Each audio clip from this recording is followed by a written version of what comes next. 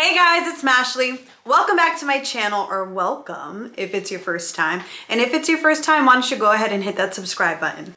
Okay, for today's video, we're gonna be making some DIY installation foam backdrops. You guys have seen me do this on the channel before, so I'll go ahead and link it right here. But today we're gonna be working on a backdrop 3 different ways. We have one that's scalloped, we have one that we've repurposed, and then one that we're repurposing / turning into a bunny. We did these for our second daughter's first birthday, and we absolutely loved how they turned out, so take a look. Oh, and my husband did these voiceovers, so you better be nice. So the first thing we're gonna need is a foam board from Home Depot, something to make straight lines, a measuring tool, and a semicircle stencil. We'll start off by measuring about 5 inches from the side so we can make a line where we'll place our stencil. This backdrop is going to be about 6 feet tall and about 3.5 feet wide. Once we have our border for our stencil, we can go ahead and grab that. And I suggest you start from the top of the foam board and work your way down so that way you're not worrying about how it ends. Once you finish doing all your stencils, you should see the vision of how the scallop backdrop will look. Before we can actually start cutting into the foam, we had to cut out some chunky portions of it because the way our foam cutter is set up, it can only go so far. So once we took out the big chunks of foam, we were able to go in with our wire foam cutter. I actually like using the wire foam cutter, especially if I have to sand after. It makes the sanding so much easier and faster. Watching this cut through like butter is so satisfying. I do recommend you do this in a highly ventilated area. When cutting, it does give out some fumes, which I'm pretty sure is not good for you.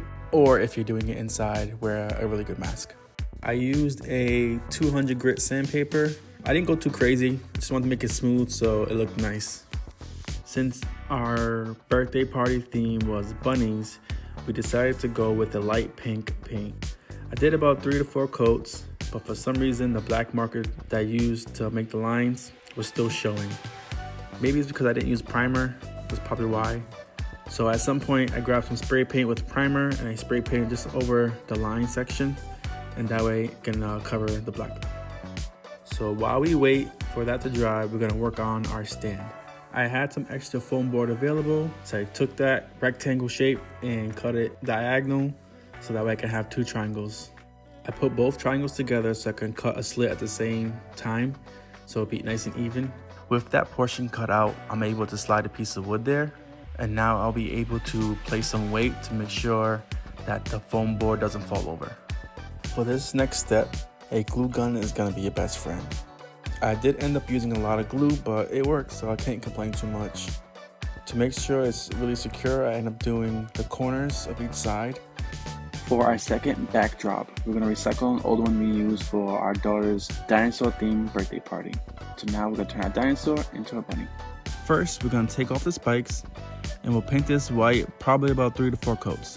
I had some extra foam laying around from other projects that I have done, so I decided to use that to make some bunny ears. I found a pair of bunny ears online that I think I could do, so I drew them out, this time with a washable marker. Now that we have our bunny ears in the shape we wanted to, we can go ahead and start cutting. With the floppy ear, I decided to give it some kind of depth to make it look a little 3D. Before we start sanding, I just want to get this blue marker off before I forget. Doing a little bit of sanding with 150 grit paper. Of course, we painted the ears white, and we used the same pink from our other backdrop to do the inside of the ears. Now it's time to work on our tail. So we went to the dollar store and found some piece of wood that we ended up grabbing and some white yarn. But at the last minute, we found some fluff that we had lying around and decided to use that. And here's our fluffy tail. For our third and final backdrop, we're going to repaint a backdrop we already had, and we're gonna paint it tan. Now to attach the ears to the bunny, I end up getting some skewers, breaking them in half to make them a little smaller, stab holes at the top of the ears and at the bottom where the ears will be placed. I did use a little bit of glue just to secure it, and the same I used glue for the tail. And here is how everything turned out. While we've done the foam boards before, I will say getting to do a new design and experiment with different ways to get it to stand was so fun. We also really loved turning them into different characters for each of the parties. The materials that we use will be listed in the description below. If you have any questions, please let us know. As always, please like this video, subscribe if you guys haven't already, and we will catch you in the next one.